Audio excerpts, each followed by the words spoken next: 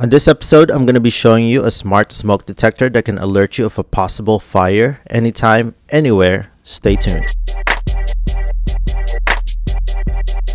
Welcome to Fix This House. If you're new to the channel, please consider pressing the subscribe and notification bell so you can always be in tune on DIY's how-to videos and product reviews that I do within this channel. Today's video is sponsored by Xsense. This company provides smoke detectors, carbon monoxide monitors, and they also do home security. So when you get a chance, check out their website on the link down below. This smoke detector already comes equipped with a battery. All you have to do is lift up this tab. It also comes with this mounting plate that you have an option whether you want to install it with a double-sided tape, or you get these hardware such as anchors and mounting screws. So this smoke detector measures to about 2.5 inches in length and about 2 inches in height. Not very big, and it's very compact. And like what I mentioned before, it comes with a battery already, and all you gotta do is pop it open, take out the stopper, reinsert the battery, and then you should be ready to go, and it'll start blinking blue. That means you're ready to sync it with your phone.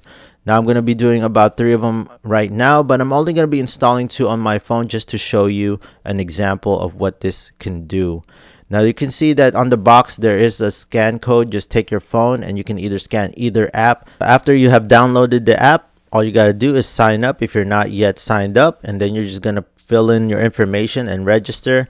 We're going to be using the 2.6 gigahertz, and then on the left side you're going to be looking at sensors, and you're going to choose the alarms. Once you pick the alarm setting, go to 2.6 gigahertz, and then you're gonna go and pair it now with your smoke detector. If you see the blue light flashing, click yes, and then press next, and it's gonna start finding that smoke detector for you. Very, very easy to do. So once it's downloaded, it's going to be put on the list like what you see on the top right there. And when you click on that, it's going to be showing that there's no alarm because there's no fire, so it's not detecting anything. But if you go to the options, you can see that it can alert you for anything, alarm notifications. You can silence it. It alerts you if it's low on battery and so forth. Just read down through the list.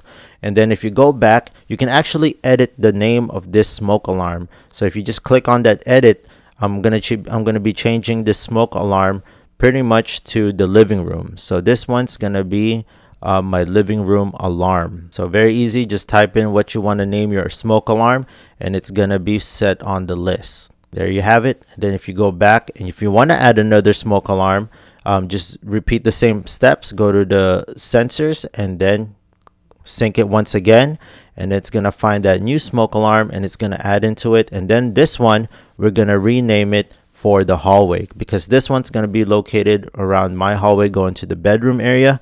So I'm going to name it to that, and then just click back, and now you should see that all the alarms that are connected to your phone, I got 2 right now.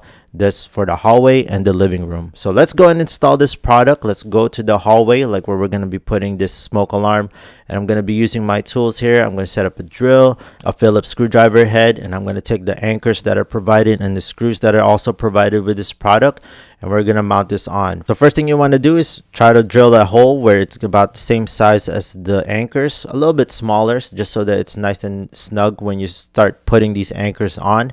And then you can actually use your hammer to tap these in, but some of them you can just push by hand pressure. Just to make sure, just use your hammer to tap it in, and then take your mounting plate and then screw it on right there. Very easy to do. And then right when you do that, we're going to twist the new alarm just like that, and it should lock in place. Now I want to test this out in real life example. I lit up a candle right here, and then we're going to start creating some smoke so I can show you how responsive this is to smoke and what it sounds like.